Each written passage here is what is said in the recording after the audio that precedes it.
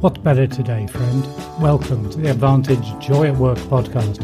I'm thrilled that you've joined me here as I help marketplace leaders unstuck their true potential to thrive in life and leadership. To build a successful, sustainable business with collaborative, high-performance teams and joy at work with practical, neuroscience-based Advantage guides and coaching. If you need an outside voice with a fresh perspective to challenge and empower you, your team or business to a new level of performance and engagement, then let's talk now.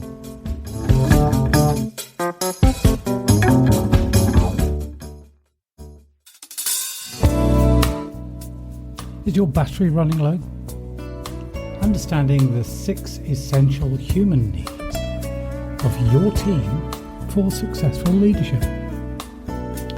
Abraham Maslow proposed a 6-level and his renowned 5-level hierarchy of needs, which behavioural neuroscience has since confirmed. These levels explain the essential drivers of our behaviour, reactions and actions. We all have and share 6 foundational drivers that are at the heart of practical neuroscience. Of course, your brain is an incredibly complex organ, and variations of human behaviour are an endless ocean of subtle differences.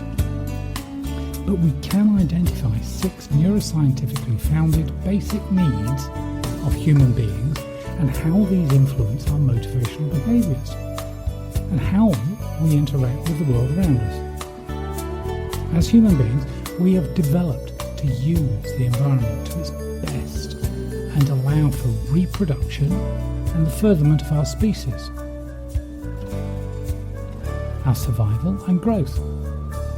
For leaders to be successful, they should first ensure that their own needs are met and then understand and help their team members meet their needs.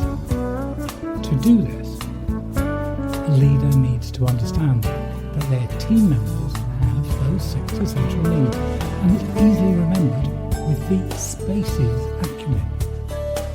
Survival, pleasure, attachment, control, esteem and service. Each of these needs must be fulfilled in order for an individual to reach their fullest potential. Leaders should strive to provide their teams with meaningful work, opportunities for growth, and an environment of trust, collaboration, and respect. Only by understanding and meeting the essential needs of their team members, a leader can develop a successful and productive team.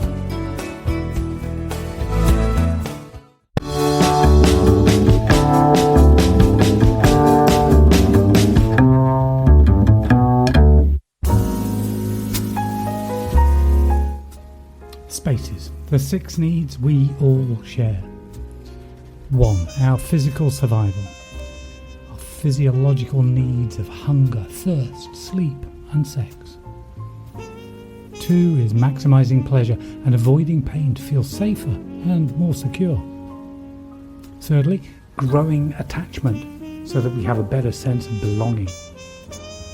And 4th, increasing our control, which helps satisfy our need to matter.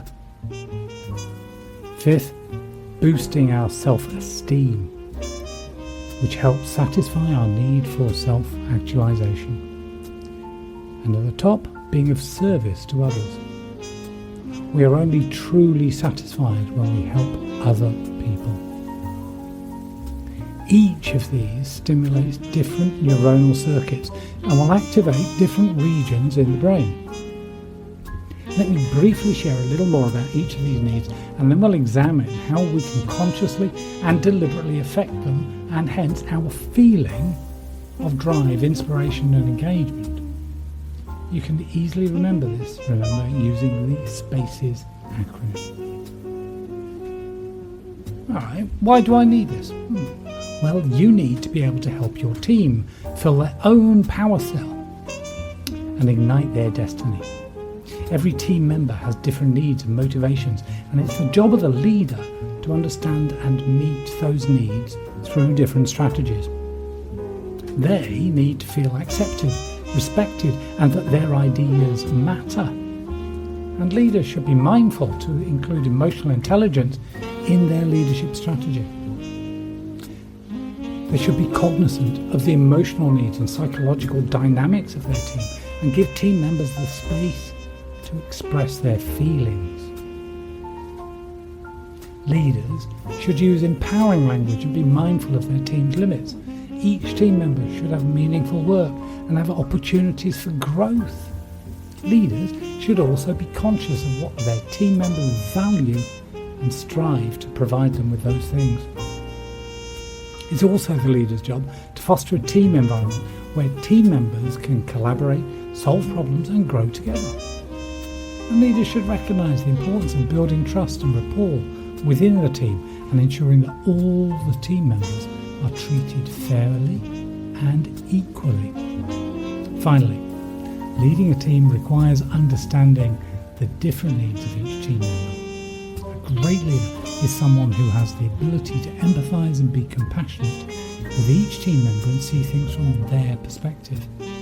By doing this, the leader can help each individual in the team realise their full potential and maximise the collective potential of the whole team.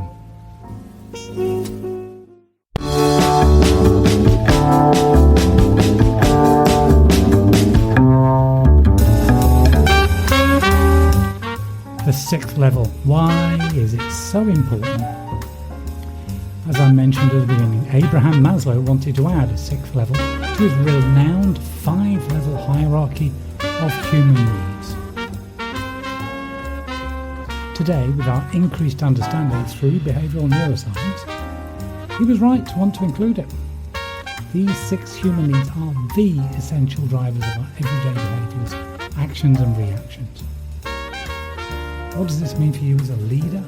That every leader needs to understand 1, how to fulfil their own needs, and 2, their role in helping all of their team members meet their essential human needs.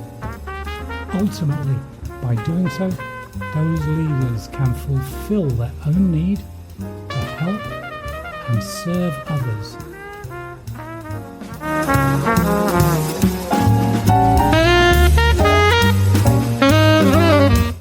But is your battery running low? Imagine that your needs are like a discharged battery that you are able to charge through your life's activities. When the bottom cell is sufficiently filled, the next cell can be charged. And all human beings share these 6 essential needs, or power cells. Though some people have faulty power packs with a corrupted 6th cell that has been taken over by a leaky 5th cell, that is, they care less about other people because their self-esteem is so overfilled they hold others in total contempt because they matter less than me. Beware overfilling any one cell. Gluttony and obesity with an overfilled cell 1. Excessive risk-taking for cell 2. And many have a leaky battery where their own needs never get filled. What does this mean for you as a leader? Well, you need to understand your own needs need to be met before you have enough to give others. And 2, while things may look okay on the surface, people tend to hide their emotional needs, fearing that they are the only ones who have them. By this, you'll be better able to ask the right questions and better positioned to serve others and help them fulfill their real needs.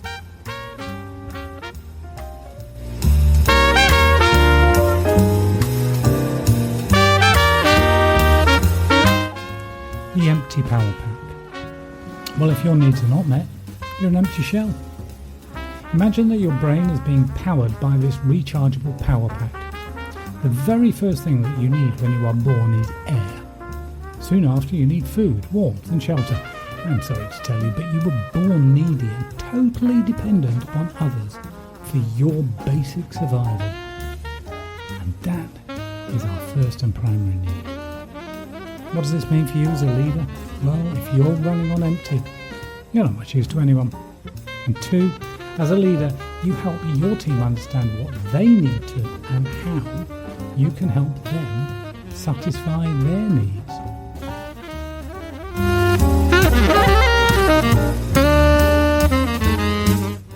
Survival needs. Your brain's number one primary job is to keep you not dead. Thankfully, your brain has been doing a pretty fantastic job of that for you, and will continue to do so, providing you look after just a few tasks. You can help your brain and yourself a great deal by attending importance to 4 key areas in your life. 1.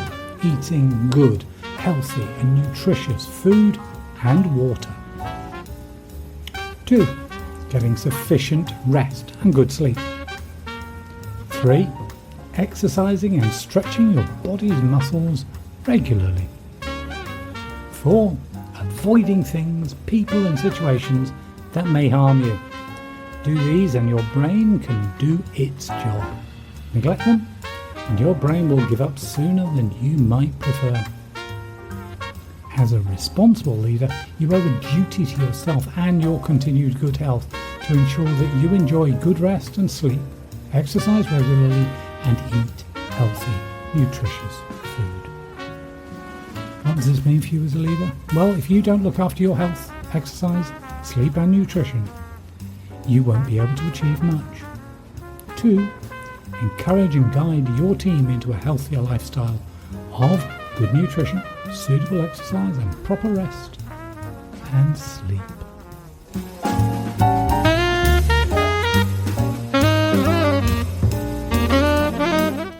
Pleasure maximisation and avoidance of pain. We follow a simple logic to increase our pleasure and avoid unpleasurable, dangerous or painful experiences. This helps make us feel safe and secure in the world. Our experience over time gives rise to a whole network of mostly unconscious triggers and associations that are linked to either positive or negative experiences and our resultant pleasure or pain. You may be seeking hedonistic pleasure, focusing more on the subjective experience of maximising personal pleasure and minimising personal pain, or a eudaimonic experience with a more rounded psychological well-being that encompasses the combination of the other 3 basic needs along with being fulfilled for a long-term meaning or purpose. Our subjective experiences colour our view of the world, and each person has their own unique internal rating process based on their unique previous experiences. In short, we strive to increase our belief of our own self-worth to ourselves and our perception of how others value us. We need to believe that we have some ability to control what happens to us, and we need to feel cared for by another human being. Lastly, we seek to maximise the personal pleasure we derive from life and avoid unpleasant experiences. To be able to deliberately impact our feeling of drive, motivation, inspiration or engagement, we need to be able to fulfil these 6 needs in a way that satisfies us personally. And to understand that, we need to get back to those chemicals that I've been talking about before. That's going to help you hack your thinking by knowing the main chemicals involved and what you can consciously and deliberately do to alter the cocktail mix that your SNS, HPAA and PSNS do unconsciously for you. We all need to feel and be safe, secure and free from fear. And in organisations, psychological safety is the number 1 differentiator for personal and team effectiveness. What does this mean for you as a leader? Well, if you do not feel safe and secure and free from fear, then you are likely to make this even worse for your team. As a leader, allow your team members to speak up without any negative repercussions, protect them from other leaders, encourage all members to speak up freely, and always encourage useful conflict and opposing ideas. Encourage everyone to build on previous statements with yes and. not no but.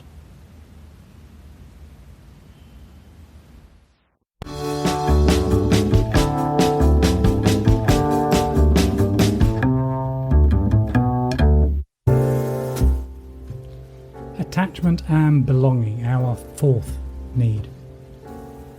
Our need for attachment is laid down at birth in our brain and memory. It helps us believe that we belong to a protective tribe or family. This means that our perceptions, behaviours and emotional reactions and motivations can be laid down very early in life. This is directly linked to the availability of an attachment figure, usually one of the primary caregivers, for normal social and emotional development. When this is not the case, this has a negative influence on the fulfillment of this need for attachment. Whether your primary caregiver wasn't there physically or emotionally doesn't make a great deal of difference. We all need to truly belong to a tribe of people connected to us and who help us meet our needs. A tribe where we have equal value and are treated as equal. What does this mean for you as a leader? You need a tribe too. If it's lonely at the top, you ain't leading, you're on a walk. 2. Treat all team members equitably. They may not be equals, but they have equal value. Encourage sharing and proactively acknowledging each other.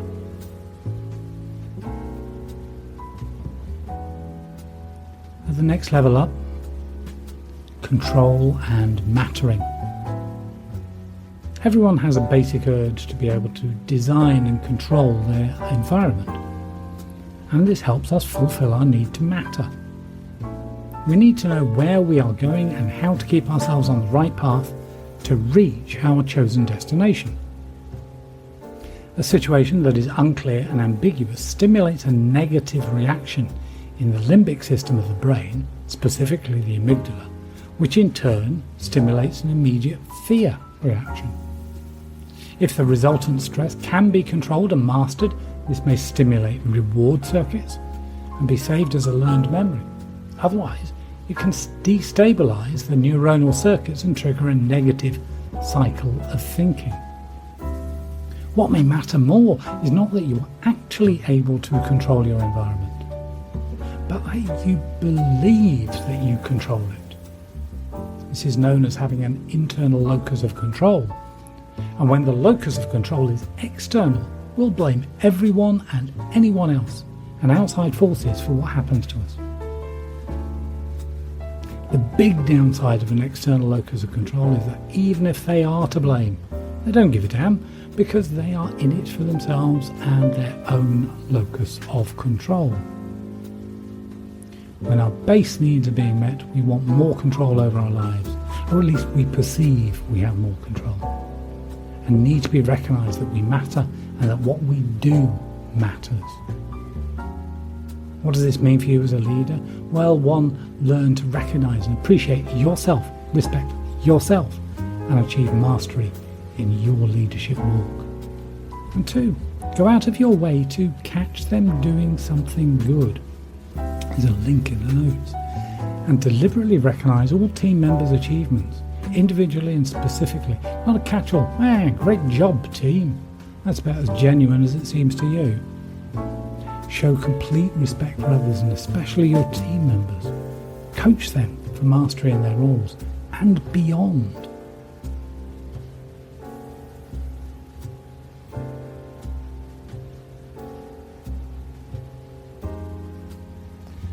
So self-esteem and actualization.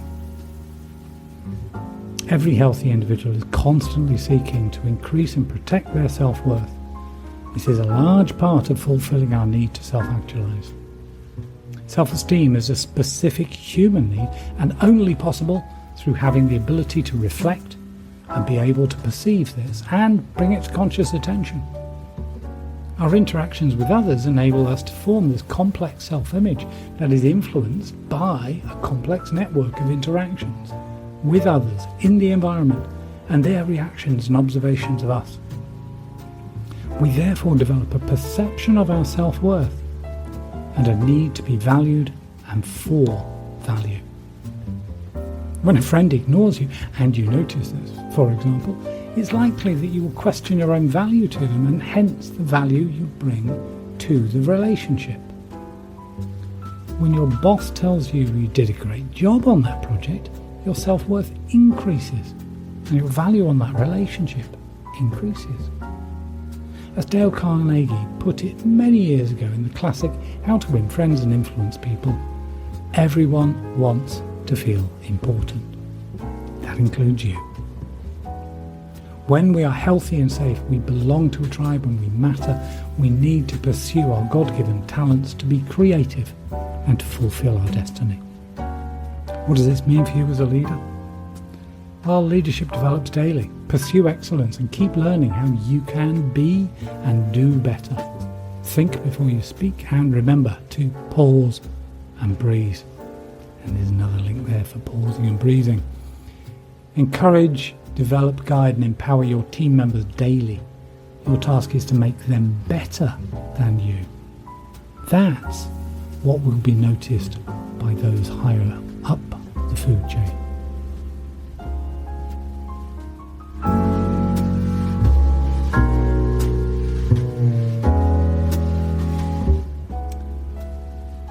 And the top of our needs, at level 6, serving others, or self-transcendence as Maslow called it. It's our highest need. Serving others boosts your health and well-being, your survival, your happiness, pleasure, greater connection, attachment, that you matter, you can control, and uses your giftedness, your esteem. That is, serving others helps fulfill all your other needs. But to be in a position to do this, you need to fill those needs. You need to be blessed to be a blessing. When we are personally fulfilled, we transcend to think more about others than ourselves. We need to give and to serve and to fulfill our spiritual selves. What does this mean for you as a leader? You will only be truly fulfilled when you give and you give some more. If you have yet to uncover your purpose in life, here's a clue. It'll save you many hours. It's not about you. You were born to serve others. How you serve them, well, it'll be your gifts to them. As a leader, your job is to serve others, and when your power pack is filled to bursting, you can charge them up and help them find out and practice how they serve others too.